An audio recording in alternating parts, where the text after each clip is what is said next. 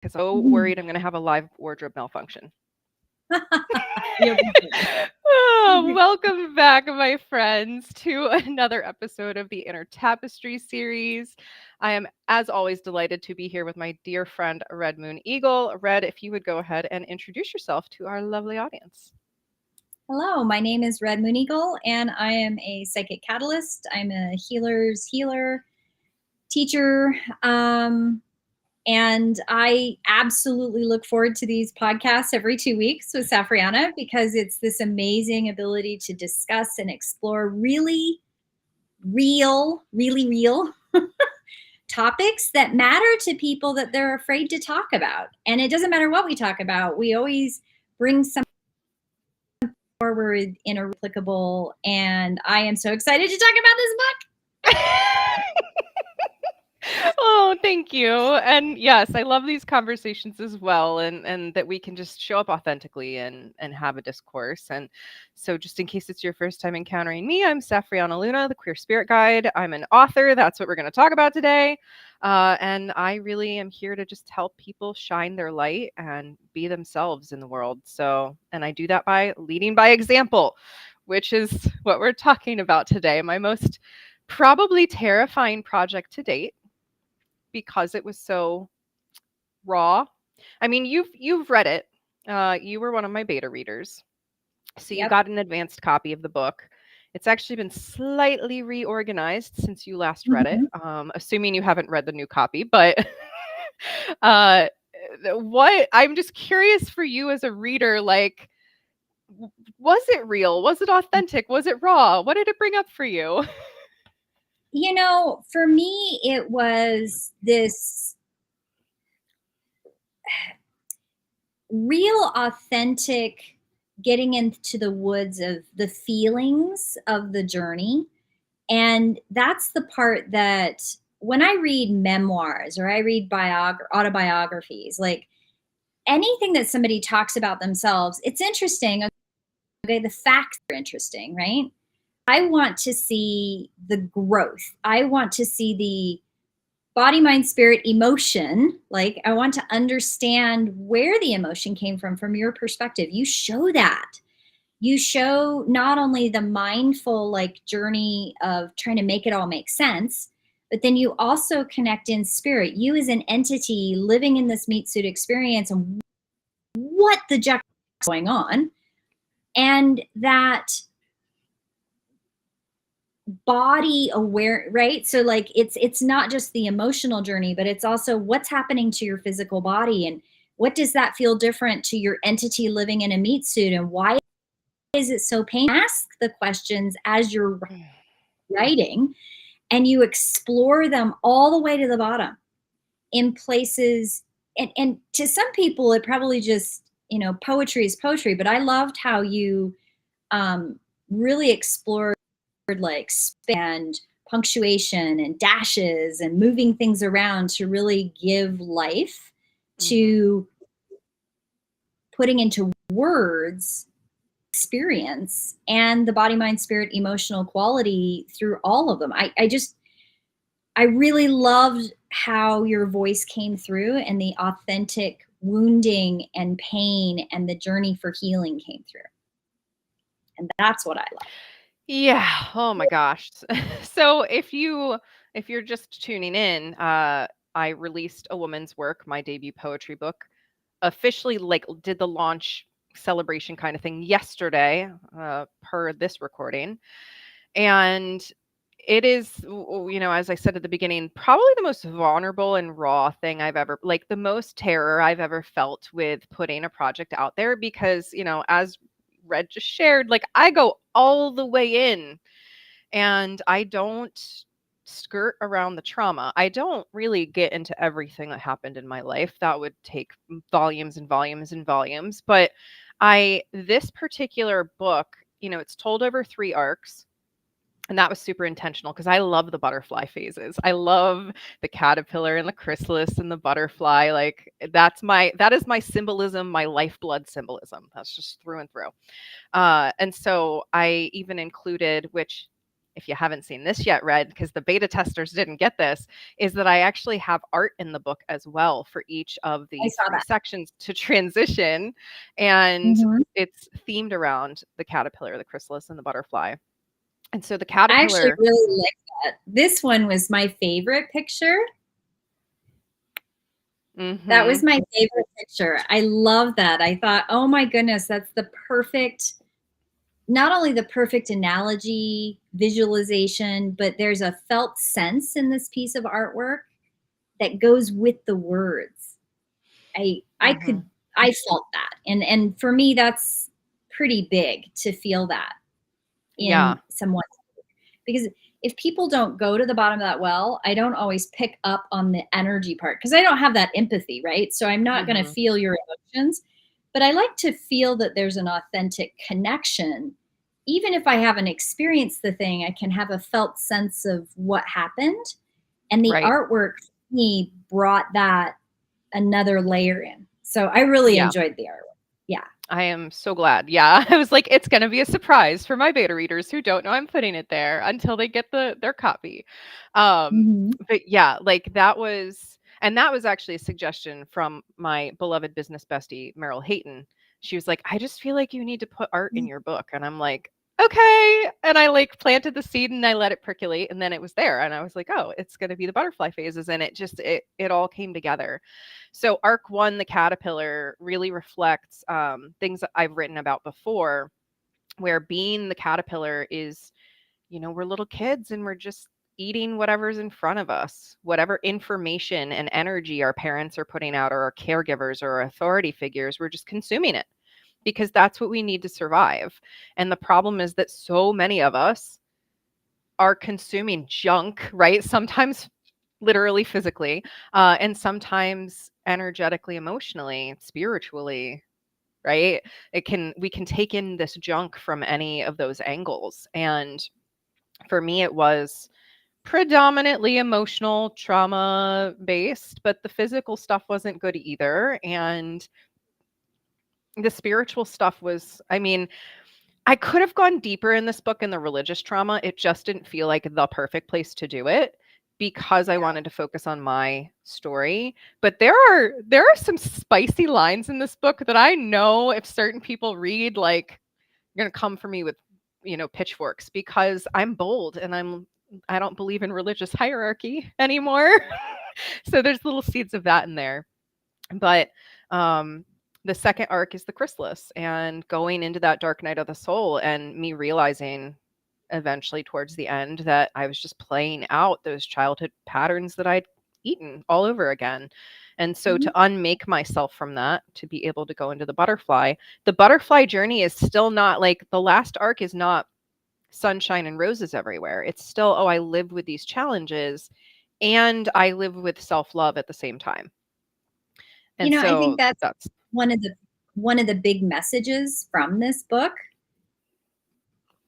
The journey is difficult, right? Like telling people, this has been a pet peeve, right? Like talk about one of our previous conversations, the bullshit, right? Like don't tell people it's all sunshine and roses, that rainbows are going to shoot out their ass. Like that's not real life. Real life is full of the arcs of joy, sadness, joy, sadness. And when you heal, yes, you get more glimmers, right? You get more glimmers of that emerge from the chrysalis. But think of butterflies' lives. They're very short. yeah. They are beautiful, but they travel so far. I mean, the monarch butterfly travels half of the globe every year, right? Like there's this journey, there's this hardship that comes from emerging as the butterfly. And Mm, you do carry those burdens, but they do get lighter as you work through them. And there's more capacity yep. to be fully who you are. And I think that's a pretty valuable message in this book, that you're real with it. You're really Yeah. real with it. Thank you for acknowledging that. Like, cause that, that's so much of what spurred me to put this book out there, despite it being terrifying. And I've already said, like, I haven't said anything to my family about it because they don't need to know it exists. My sister did buy a copy and started reading it, and she just Mm. sent me a big old oof. She's like, oof, and sent me a poem. She's like, oh, I feel this. She and I get so much of this book together. But Yeah, that makes yeah, my sense. my elder family, they don't need to hear about this because they would literally die of shame knowing that I'm Yeah, actually speaking the truth and unleashing these generational wounds and saying I don't need to mhm, carry them anymore. And that right. was when I finished writing this book, there was this huge like burden lifted where I was like, I can talk about anything I want now. And I also don't have to talk about a lot of these things anymore. Like the Yeah. book already did that for me. And yes, I'm sure when I'm older, I'll probably write like a memoir, and I'm sure there will be more poetry books in the future. And Daddy's Girl is still coming out probably this year, which that's comparatively to this book, I don't even know where to start. They are Mm, thematically similar, but where this book focuses on my childhood, my 20s, and then my 30s, really. Like that's kind mhm. of the Yeah. three arcs. Daddy's Girl just focuses on my relationship with my father and Yep. all kinds of angles of that. Whereas, I mean, he comes up in, I think, like one or two poems in A Woman's Work because it just wasn't about him, right? But A Daddy's Right. Girl very much is about him and the relationship that we had that was complex. But now I'm like, I can literally talk about anything now that I want because I have put quite possibly the most challenging piece I possibly could out there. Well, it's the capacity thing, right? Like when you heal and you lift a heavy burden of speaking your voice, using your voice authentically, getting that emotional trauma up and out, right? Like Mhm. regurgitating all of that, getting it out, light on things that people are terrified to bring to the light of day. You Yeah. open up capacity. You create capacity to talk about other difficult things. And I am Mhm. so excited about hearing about the book, this next one, because I'm a daddy's girl. I'm a papa's little girl. And there, God, I wouldn't even have a clue how to talk about that. I have Yeah. no clue. I have no idea where to start with that because your story and my story are very different. But when you have that daddy's girl, I'm going to call it a complex because a little bit of it is. Yeah. There Yeah.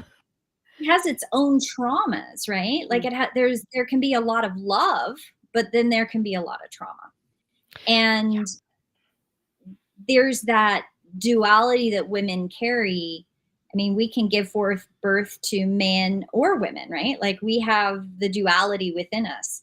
Mhm. And when you're a daddy's girl, there's a whole nother complexity as to what that does to the psyche and what you're absorbing, what you're chewing on Yeah. as that caterpillar when you're young. And yeah, like I have no clue where to start. Like I'm happy to discuss it, but I wouldn't have a clue where to start either. Like Right. I think I would probably have an easier time talking about the trauma between my mother and me in a dialogue than my dad and me because I know where that pain started. You know, right? Like I Right. would know where it starts. Yeah. And I love this piece about like the difference in trauma between like our caregivers, right? Maternal, Yep. paternal, etc. Because there is a dynamic there, as you were saying that shows up in a woman's work in that I totally got my overworking from my dad because I Yes. looked to him as the example and he was for the longest time the breadwinner, right? And he literally, I mean, I got so many messages from him that you work till you die. And that's that. And that's Yeah. exactly what he did and why there's now a very sad poetry book about him because he worked himself to death. He literally worked himself until he had cancer and it was overwhelming and he succumbed to it unfortunately after some treatment. And I 100%, I mean he just turned 60. That's so young. Uh There- and And he was living it up in the last year though, because he was on disability, because he'd finally gotten to quit his job because he had cancer. And he was like, woo, I'm going to spend all my money and like go party and do whatever I want. And then didn't worry at all about taking care of himself. And he died, and then my sister and I were left having to process all of that, which is why Daddy's Girl was written in the first place, was me processing all of that. So yeah, it's fun because a woman's work, it's like women are still conditioned into masculine stuff, right? And I talk about it as the solar and the lunar flow, and the solar is very consistent. Sun rises and sets every day, and that's much more traditional men.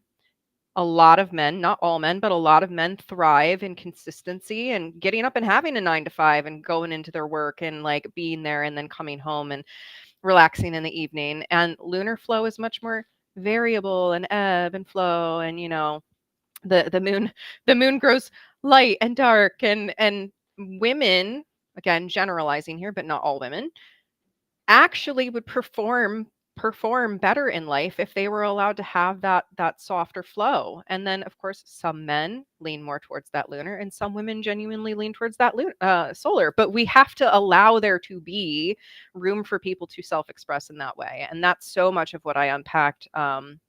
Poems like Fulfillment Machine, Liberty for All, The Universe Does Not Hustle, those poems in the Patriarchy. book.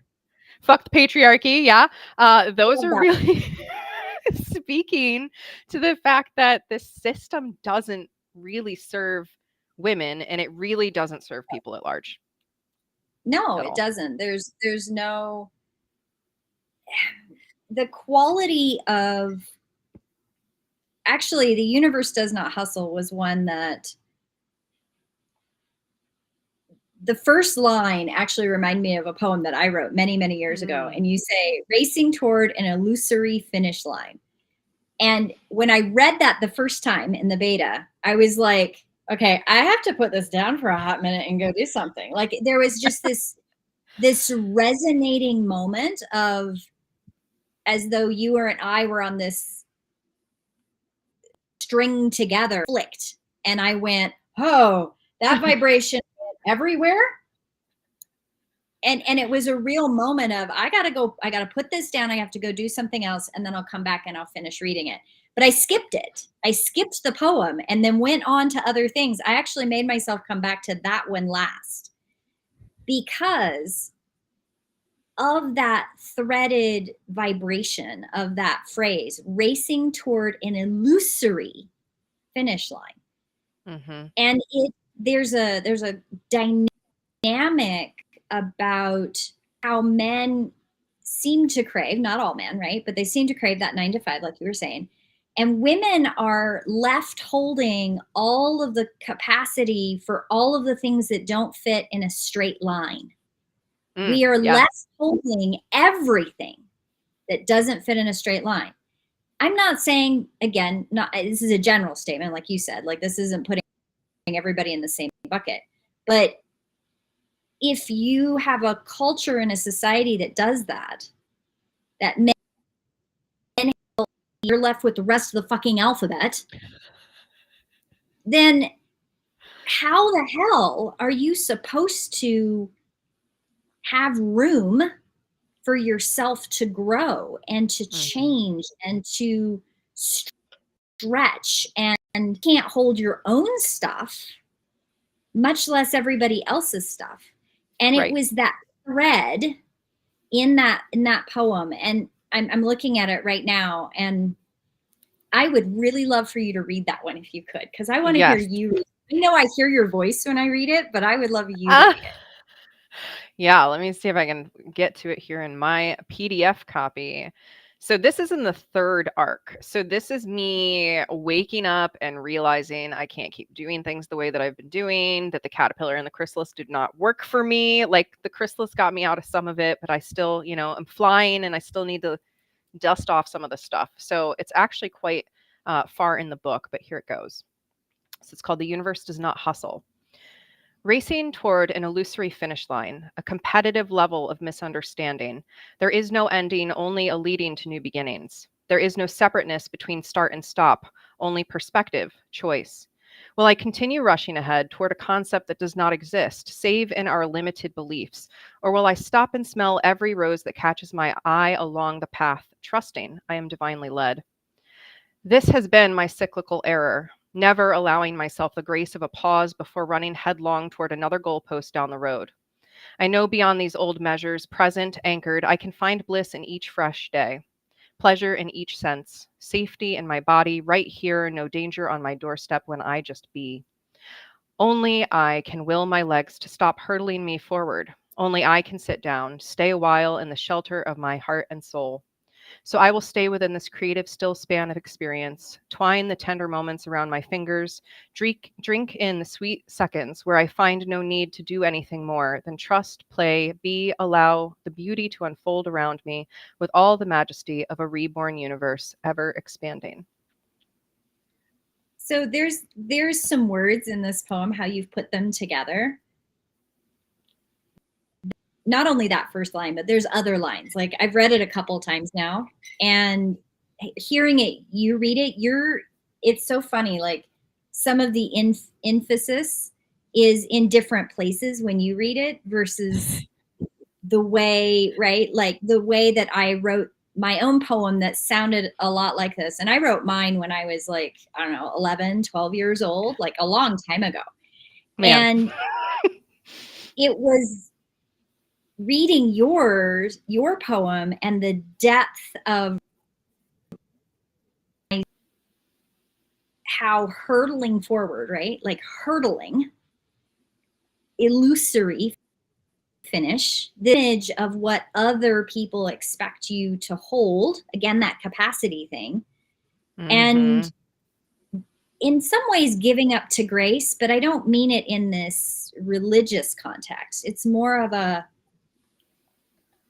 giving yourself the space and the pause to be, and being as a whole experience is a big deal no matter who you are, no matter what natural Yes. number you are, no matter who you are. That's a big deal, because back to what our culture does, we're expected to hold all of the stuff of everything. All women are.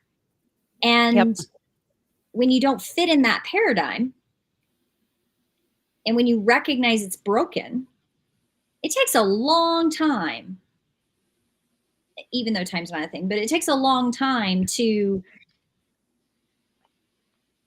break the chains. Is a terrible term, and I don't mean it that way. I mean it more like get out of somebody else's box, right? Like, Right. and Yeah. breaking out the illusion that you're trapped. And that's the biggest thing. Like I was talking to one of my partners the other day, and we were talking about limiting beliefs, and I said, do you recognize that this thing that you keep saying is literally just a belief that if you are able to reorient that, Mm-hmm. everything can shift, because it's not actually true. And I kept Right. challenging the statement. I was like, so you're saying I feel this way because you're having this limiting belief about how I perceive you, but I'm telling you that that's not the truth. Yet you're still asserting it's the truth. And they're like, uh-huh, yeah. I'm like, okay, so that's literally a belief. We have just proven that it's not actually true. I have told you it is not true, because it's a belief that you have about me.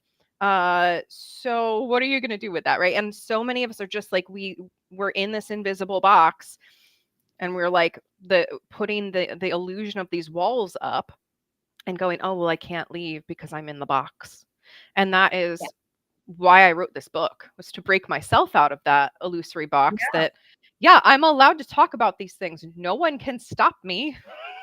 And, it's not something that's very important to my writing is anyone who reads this, unless you literally know the exact circumstances of my life, you can't tell who these poems are about. Like, I mean, I mentioned my mother in one poem, so you can guess, oh, that's about her mother, or my dad, right?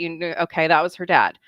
Oh, she mentions she has siblings. Oh, it's the siblings. Everyone else, you have no idea who I'm talking about, right? I probably have poems about 10 different Mm. people in here at least.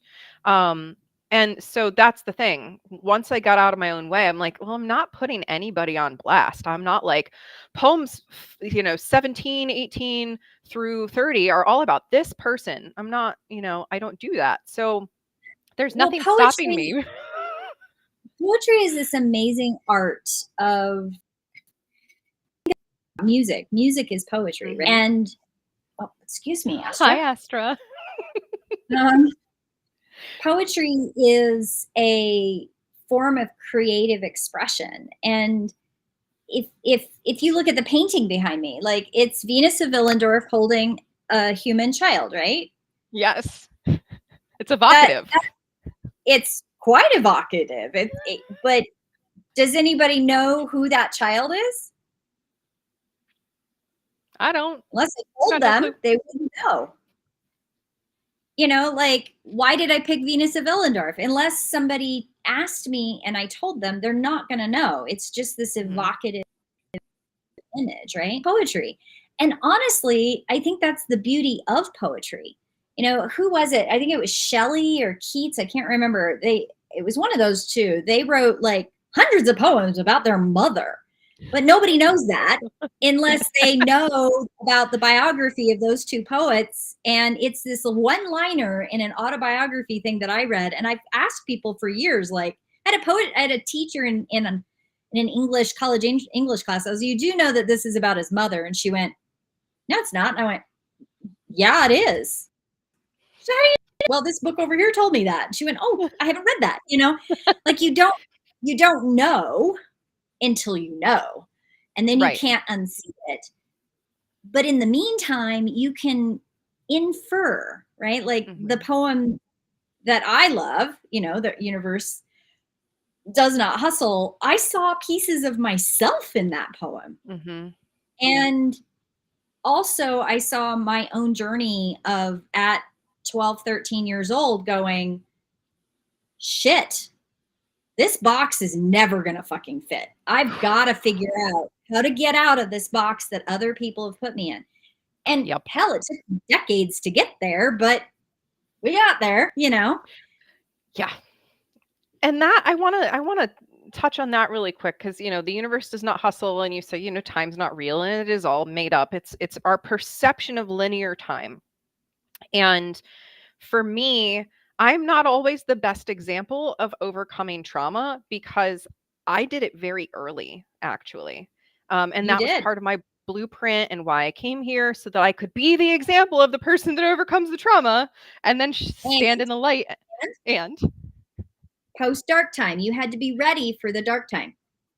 yes, I've I'm had going my to hold heart. you to it. I have had my heart ruptured open enough times already and put myself back together that I can help other people do that Yep. in the times ahead. Oh gosh, my poor one partner is panicking about the dark time right now, I think, and doesn't want to be here. We're talking about that. Oh gosh.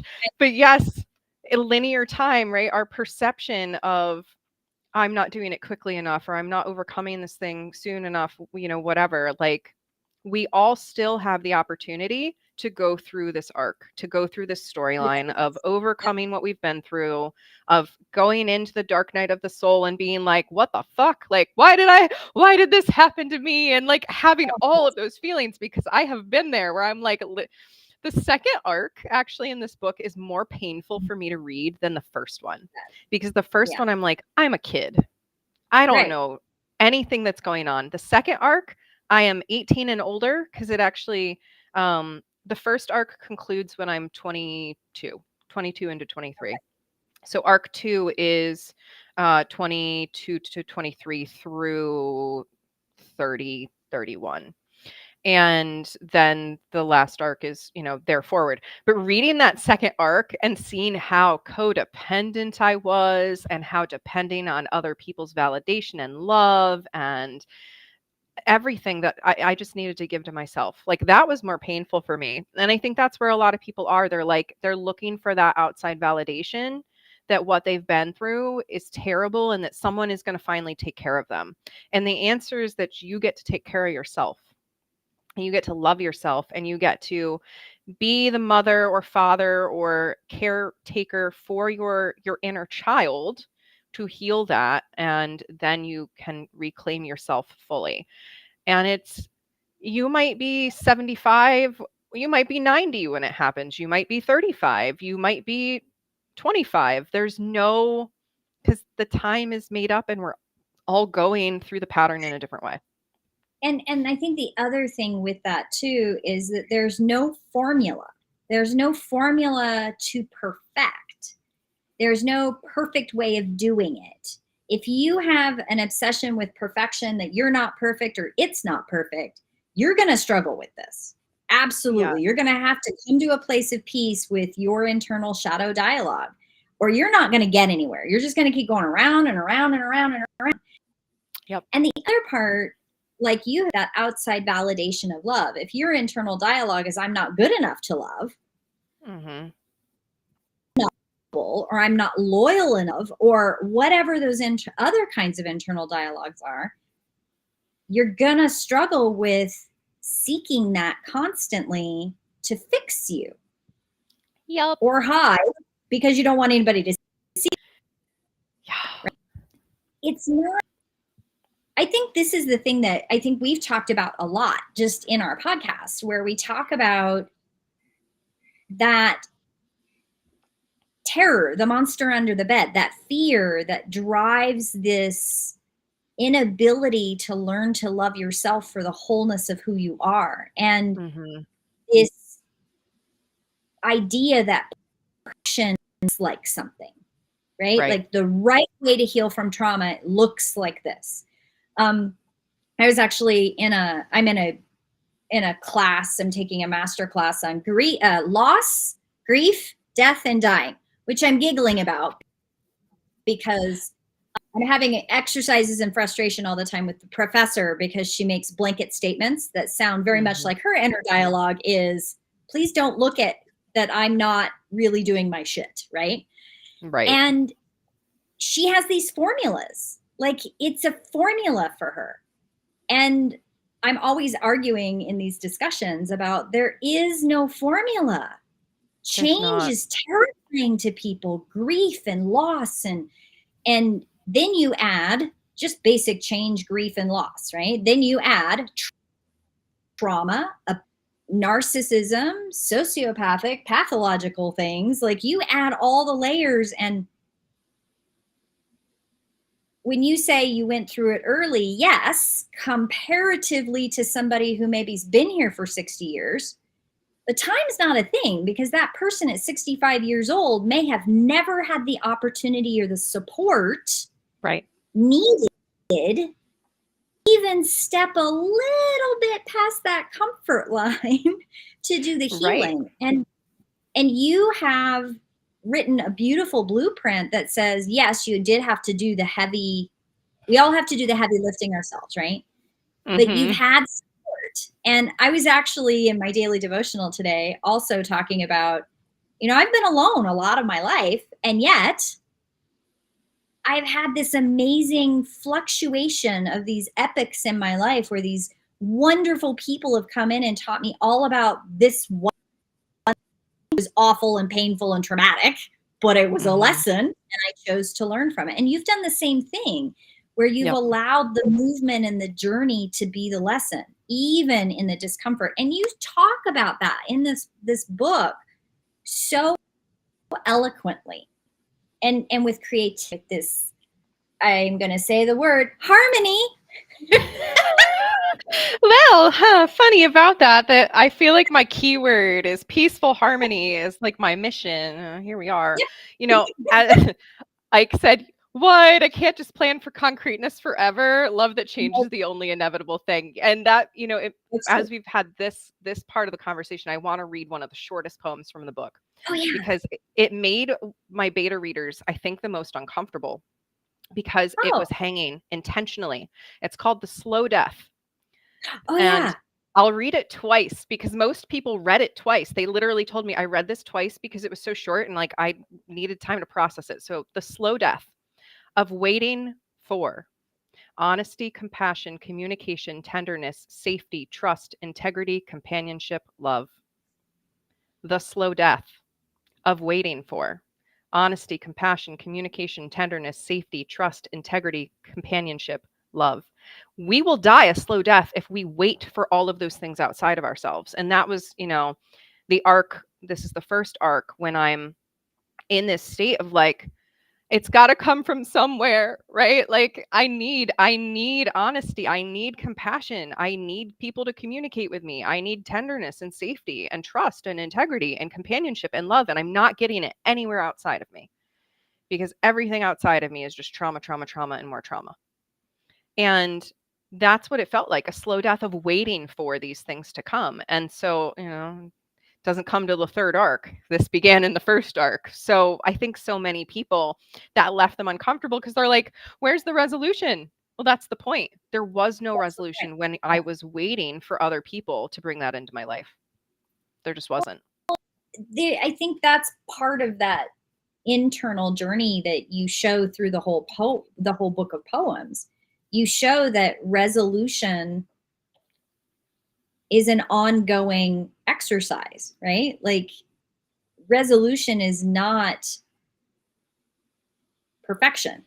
Resolution is the lesson. There's a lesson or two in every single poem. There's an awareness, but even with that awareness, you recognize, wait, there's more. Like we know death is inevitable in this fleshy body. But those of us that are aware that our higher consciousness or something else, right? It still continues. Right. But death can be very abrupt. I think that's one of the reasons that people struggle with like suicide, or they struggle with murder, or they struggle with a car accident that took somebody away abruptly. They struggle with the abruptness of Yeah. change.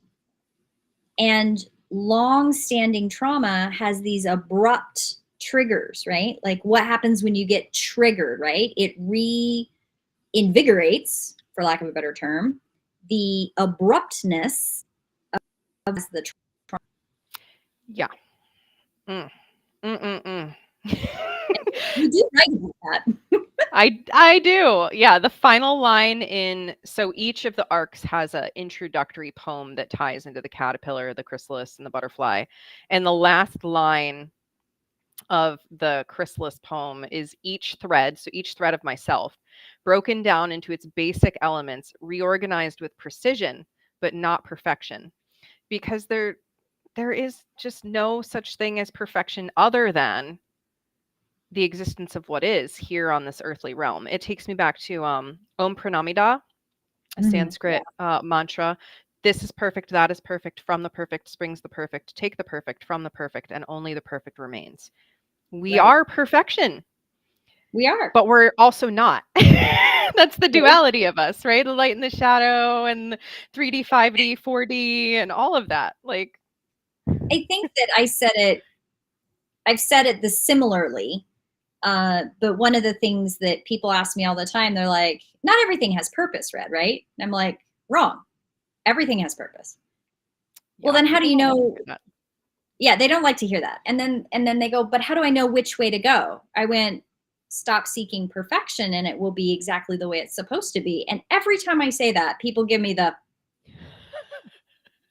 I don't like that. That's uncomfortable. Oh gosh. Yeah, I mean, talk about perfection and perfectionism, like putting a book like this out in the world. I learned an important lesson uploading this book. So Amazon does a scan of your ebook. It does not do a scan of your print book. So when you upload an ebook, it actually scans for typos and it tells you if you have any typos that it can catch. And I had two misspellings of very hard to spell words to begin with, and spelling has never been my strong suit. That's a complex I have. I will own that. Thanks, elementary school testing. Um, talk about creative wounds. But I literally, oh no, I just derailed myself. Yes, murmur and fiery were the two words I misspelled. And I had already uploaded the print book and it had already gone to print. And I was like, okay, so some people might get a book. There's a chance. They might get a book with murmur and fiery misspelled. I would have like roasted myself so hard back in the day for like not having that perfection. And now I'm like, cool, if they get that one, they've got the first edition. Oh no, Amazon actually uploaded my book earlier than I wanted them to, and so I didn't have any time to do those double checks. But now I know to upload the ebook first and then the print book. Lessons learned. Right. But that's it, lessons learned, right? And it's exactly how it needed to be. And none of my beta readers caught those spelling errors either. And we all of us caught like one typo here or there. So like it's a progress, not perfection kind of scenario to me. You know, I have a friend of mine who's told me for years, she goes, Red, you're such a perfectionist. And I always question that because I'm like, you clearly don't know me 30 years and you keep calling me a perfectionist. And I don't know where the hell that comes from because I'm the least perfect. Not only can I not spell, because I learned to write and read in German and in English. I mean, I could read in English, but I couldn't write until I learned to write in German before I learned to write in English. And all the German rules are different. Yeah. And I found out in college that I have dyscalculia and I probably had dyslexia, but because I've learned to compensate, I test really well with that, but I still can't spell for shit, right? And I'm a teacher. Like I've been teaching for years. And one of the most hilarious things that one of my first principals told me was it would probably be a good idea if I let somebody help me write my tests for my classes because there are too many spelling and grammar errors. And I was like, actually, some of those are on purpose. Like I do them so to see if the kids will catch it and correct me. It became a game in every class I ever taught to catch the teacher in the mistake and put the correction. Yeah. Because that made them feel like they know something, right? It built self-esteem. Yeah. 2, it humbled the teacher, which I am completely okay being the humbled person. I have no attachment to that ego at all. And 3, it helped me with my disability. Flexibility and adaptability. I love it, right? Precision and intention and how you approached it, right? And that's, oh my gosh, this perfectionistic society. I'll just say that we live in a perfectionist society that always wants the bottom line to go up and always wants to increase and always wants more and always wants perfection. And it doesn't serve any of us except for maybe on one level, the people at the top. But I always argue like that doesn't serve them either because stepping on the backs of others doesn't make us happy, like on a soul level. We might feel satisfied in like a sadistic kind of way that we got out on top and someone else is underneath us, but that does not help our soul. That does not help our evolution. It doesn't help us actually achieve true joy and happiness. It's just, power and control. There was a workshop I went to many years ago as a manager, and they were using these graphics, where the manager's at the top and always a he, is reaching down and lifting people up, right? And they're saying, this is what good managerial is. You're lifting people up. You're lifting people up to your level. And I couldn't help myself. It's in the first couple hours of the workshop. I'm bored out of my gourd, and this guy is so full of himself, it's not even funny. And I raised my hand and I said, give us your question, young lady. I love that, right? And I said, I would like to know where the assumption comes from that people are beneath you. The entire room went dead silent. It was apparently very uncomfortable for many people in the room because he had nothing to say. Like he was quiet for like a couple heartbeats. He didn't know what to do with that. Yeah. And then some platitudes, promptly ignored me for the rest of the weekend and never answered the damn question because I'm neurodivergent and I would like my question to be answered. Right. Because if the assumption is correct that everybody's beneath you, if you're a manager, how do we fix that? Because that doesn't seem equitable to me. Like that's where my thoughts went to, but I was never even given the opportunity to explain that. And I was told by my boss to just be quiet for the rest of the workshop. My questions were too difficult. Oh, I love that.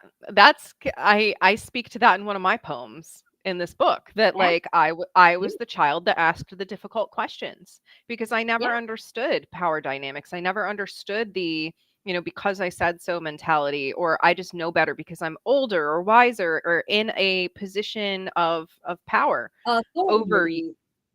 Yeah. Yeah, and no, screw that. That's the anthem of this book really is uh self-reclamation. And I loved that, I had multiple assigned male at birth beta readers with varying queer or not queer identities. And even they all had some questions that came up in themselves as they were reading, like, hmm, this makes me uncomfortable. Why? And, those are the people I want to be surrounded by, are the people that when they get uncomfortable, they're like, well, why? What's going on here? And they let themselves keep going. Like the universe does not hustle, and that chord of that first line made you uncomfortable. So you stepped back to allow yourself to feel it, process it, and then come back. And that is not what that teacher in that workshop did, right? They were just like, "Oh, I'm uncomfortable and I'm just going to bypass it and ignore and pretend it didn't happen." And that is what we need to stop doing. We need to stop pretending that trauma doesn't exist. We need to stop pretending that generational wounds don't exist. We need to And the stop pretending that, platitude. yeah. And Mm. yes, like we want authenticity, we want integrity, we want connection, we want engagement. Like we know our human gifts, and that's I do have a fun little nod to the natural numbers in the book with a poem called "I Dream of a World where I highlight the gifts of humanity and that all of us possess one important piece of the puzzle and we can embrace all of the others. And that's the world I want to live in, is where we're all like, it doesn't bypass discomfort, right? It just gives us tools to communicate about them instead of speaking platitudes or ignoring or, oh, well, that's just how it is. That's the way it's always been. Like, no, Or I think there's another layer of that too, though. Like equitable exchanges without platitudes mean you can tell somebody something and really come from a place of love, and it can still be a difficult thing to hear. It's immediately going to, well, I'm afraid that if I say that, you're going to punish me. So I'm going to say something that hopefully won't trigger you because I'm more worried about what you're feeling instead of holding the integrity and the equitability of the moment. And we all do it. I am 100% yes, guilty of that. 100%. I think we all are, because that fear of retribution comes from the trauma of being a child in a world where you don't understand what's going on. You do mhm. ask difficult questions. The things humans do don't make any fucking sense to me sometimes. Um, Same, like all of these pieces, whether your paradigm is shame, fear, or disappointment, doesn't matter. right. Being punished, being who you are. We all Yes, have it. And no matter how much we heal, we will find ourselves in those spaces where it doesn't feel safe to say the things that need to be said and do the things that need to be done with equity, with integrity, with authenticity, with honesty, with a lack of fear. right. And I I think for me, this poetry book is another layer of demonstrating, right? A good teacher, I'm going back to Khalil Gibran because I love him. He says you cannot teach somebody of your own knowingness, but you can show them to the doors of their own awareness, right? And Mhm. that's what good teachers do. A teacher doesn't teach you all the things they know. I mean, they might share stuff, but they give you tools to explore in a safe place. And to be the best teacher you can be, you become the student of the person that you are helping, because you're not Mhm. doing it for them. You're going to fucking make a mistake. They're going to rile back at you and go, for example, on the teaching question, I had a student for 4 years, bless her, misspelling, every mispunctuation, every single thing that wasn't formatted right. I put an extra space in a sentence, God forbid.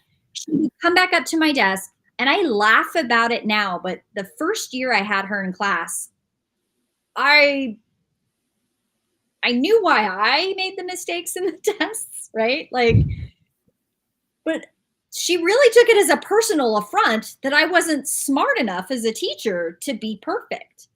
And Mm, her mm, approach was very confrontational and very wounded and very traumatic. She had an awful upbringing, and there were abandonment issues, and there was a lot of stuff, and she wanted to respect me. As she kept saying, I just can't respect you, Miss A. I just can't respect you. And for a while I was really hurt by that, and then I yeah, realized, wait a minute, this is your opportunity, Red. Right? Like, I told myself that this is my opportunity to learn from her. What is she really trying to teach me?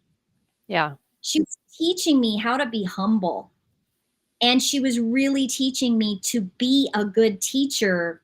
I don't know everything, and she was teaching me, and I've always been pretty much one who says, I fucked that up. I'm the first one in elementary school that says, I broke that thing. Like, and everybody's like, oh my God, don't admit to shit. Why? I did. why are you tattling on yourself? Right? And this teacher experience, this one student, I will forever be very grateful. I actually told her that when she graduated. I told her, I was like, you taught me so much. And she was like, we didn't even get along, Miss A. For 4 years, we didn't get along. And I went, well, that might be your perspective. But my perspective was extreme gratitude Mm-hmm. and that humble awareness that I became a better teacher for somebody that was deeply disappointed in me, Right. and recognizing what she could teach me and how better, right? How I could learn to communicate with her. I'm autistic. I don't communicate. I over communicate, which is not necessarily better. And I like how in your book you show by the experience, right? Like, you're teaching through the experience and also gaining the lesson of what those experiences brought to you. And Mm-hmm. nobody needs to know the whole background of the thing that happened. Nobody needs to Right. know that, because the beauty of this artistic form of poetry still gives people the lesson, that discomfort, right? That short poem of anticipation, resolution. You lean into it and you go, yeah, well, I learned this. Here. Enjoy it on your own. Yes, and Ike and I are planning to do a little podcast series at some point where I read the poems and we break them down more. I don't know exactly how we'll format it yet, but Ike said in the comments, they're like, try to read that poem again, but pause for longer than 5 seconds. Let us stew in the discomfort for a bit. I said, we'll do that in the Ooh, podcast. We'll stew in all yeah. the discomfort in the podcast. It's going to be an experiment in that. Oh, yes. I love that idea. That's beautiful. Discomfort isn't scary. It just is.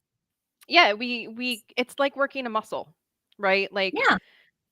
this is why I love the going to the gym analogy, because we can all picture, oh, I haven't gone to the gym in a while, so I can't really lift the 25-pound weight again. Whereas I could lift a 75-pound weight when I was hitting the gym every day. Like, discomfort, if we don't stretch that Push it muscle at off. all, we push it Yeah. off, we lose our tolerance, and or we never had the tolerance in the first place. So our window of tolerance, this is something I will probably teach a master class on in the future, but our window of tolerance can get bigger or it can shrink, and sometimes it's practically shut. And when we've experienced a lot of trauma, the window is either shut or like it's literally like this, where anything triggers us up out of the window Yeah. or down out of the window. And this book is kind of a testament to that, because Mhm. I had no tolerance for discomfort in that second arc, which was why I was so codependent and like looking for that outside validation in every relationship with every single person. And now I can really sit with discomfort. Had a rough day yesterday despite the book launch. And Mm. there was just a lot going on and a lot of stuff coming in that was less pleasant for me to deal with. It was very uncomfortable.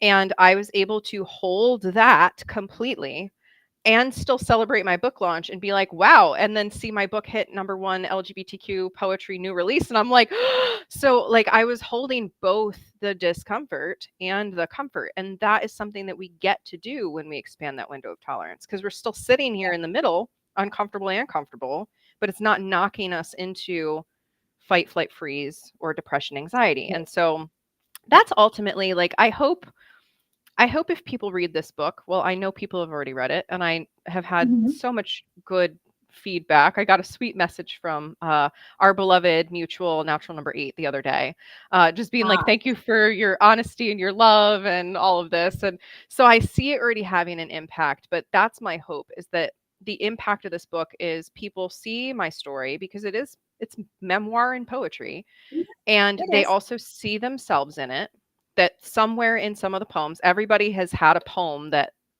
they're like, this is me in a poem, like, huh, this is interesting. And so I want them to have that impact ultimately of, okay, well, she got to reclaim herself, so why can't I?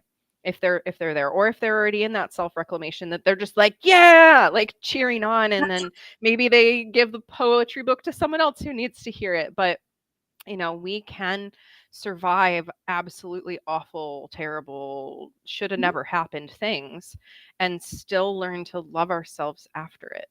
So that's my ultimate hope for the book, is that people get that message. Yeah. I mean, for for me, it was just this amazing. I just loved it. I love real, authentic stories that are taught with, and that are teaching opportunities, and that goes back to one of my life themes. I'm like the forever teacher. Everything's a learning opportunity. Everything has purpose. Everything has meaning. Might not even be for me. And the one poem that really struck me was because it resonated with something that I had written, and it's really Mhm. one of the, I would say, the first time I've ever seen someone else's work reflect a very specific time in my own life that I too wrote a poem about. So it was like this wah wah wah wah wah weird moment, right? It was more uncomfortable to have that wah wah wah moment, but the poems were and are, they are these beautiful things. I have like 3 people that I'm planning on getting paper copies for and sending them, because I talk about it with clients all the time. Like there's always every client brings me a new lesson, right? And sometimes Mhm. they're thematic.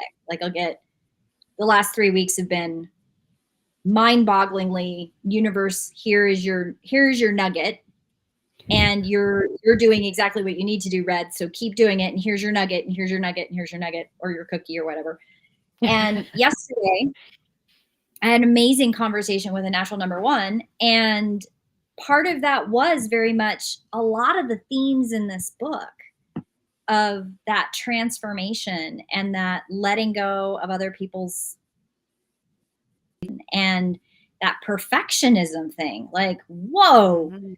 And I haven't really had an opportunity to go pretty deep in a blueprint with a natural number 1 before. Not really, really deep. Most of the natural number 1s that I've had blueprints with, they're kind of at kind of third chapter of your book, right? Like they're in that other part. So you don't really go to the bottom of the well, because capacity is stretched. Their ability to handle things is better. So they take what you give them and they're like, oh, click, that fits. Onward we go. But this is a natural number 1 that was in the first part of your book, still in the Yeah, caterpillar stage. And getting to that place of being aware that there is a chrysalis awaiting, right? right. And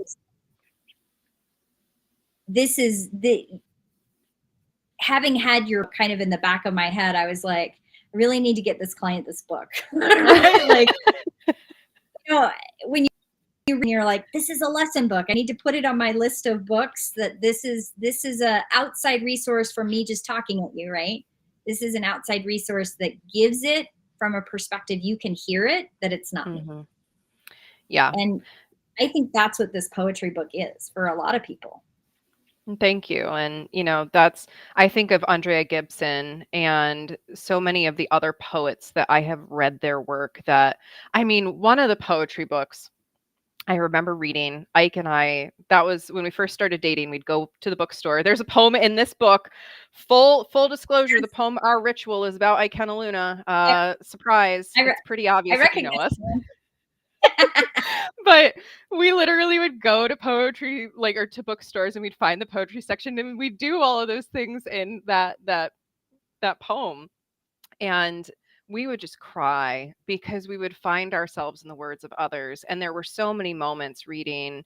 I want to make sure I don't get her name wrong. I think it's Michelle Foley, poet. But Andrea Gibson, yeah, Megan Falley. There we go. See, I knew I was going to get it wrong. And she's an LGBTQ spoken word poet, and she worked with Andrea Gibson, they them, to do some collaborative poetry books too. And both of their work is just, I mean, instrumental in how I saw poetry, even though I'd already been writing poetry like my whole life. And so that I want to be that for someone else, where they're sitting on a park bench and they're reading this and they're like, oh, I see myself in this, and maybe I can release this pain because I know I'm not alone in it anymore. Because sometimes that universality is one of the most healing bombs we can receive, is just to know that we're not alone in a particular set of experiences or feelings or traumas, right? And so, like, big shout out to Megan Falley and Andrea Gibson for their impact on me, and I want to have that impact on other people. That's my dream. One of my other beta readers responded in one of my posts marketing the book and said, what is your measure of success for this? And is it sales? Is it, what is it? And I said, it is the impact. And I've already achieved that because I've already received numerous messages of people being moved by a particular poem, or the whole book, or, a section. And so it's already been successful. Yay, I did my job. And now it's to continue getting it out in the world, because I do believe this could change the way some people see things. So I think it's pretty powerful. We're all influenced by different things. The poet that influenced me the most is Khalil Gibran. Most people don't realize that. And I read a lot of poetry. I actually recognized the name Andrea Gibson. I was like, okay, like I read poetry because there's mm-hmm. when it's authentic.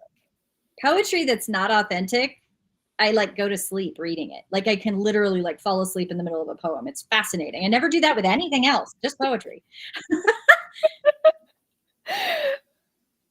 And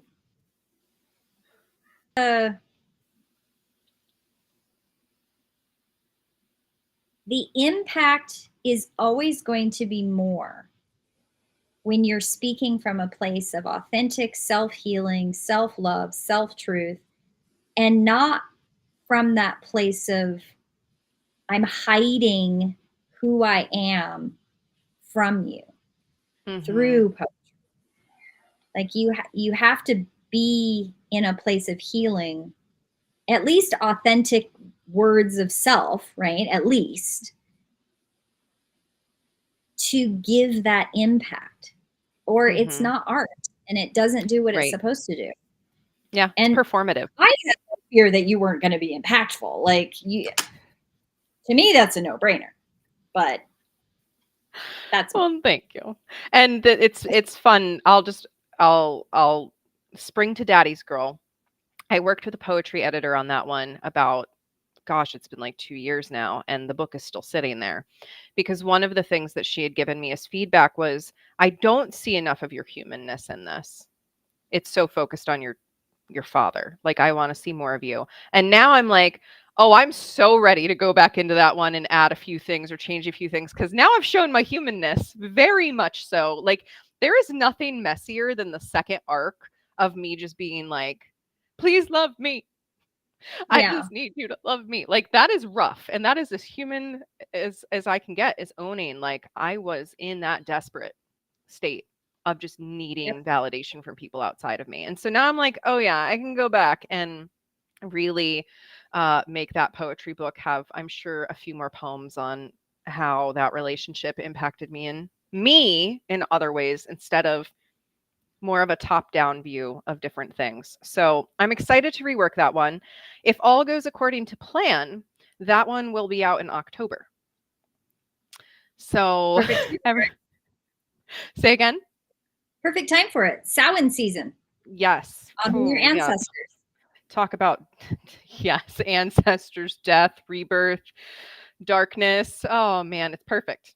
It's perfect. It's also his birthday. Perfect. So I have to be cheeky like that and, publish things on significant dates and whatnot. And this one, I love it. this one came out when it came out because my pendulum told me so. It was like, release the book with the full moon in May. I'm like, got it, cool, doing it. And I do feel like it was perfect timing. So thank you so much, Red, for being willing to talk about this today.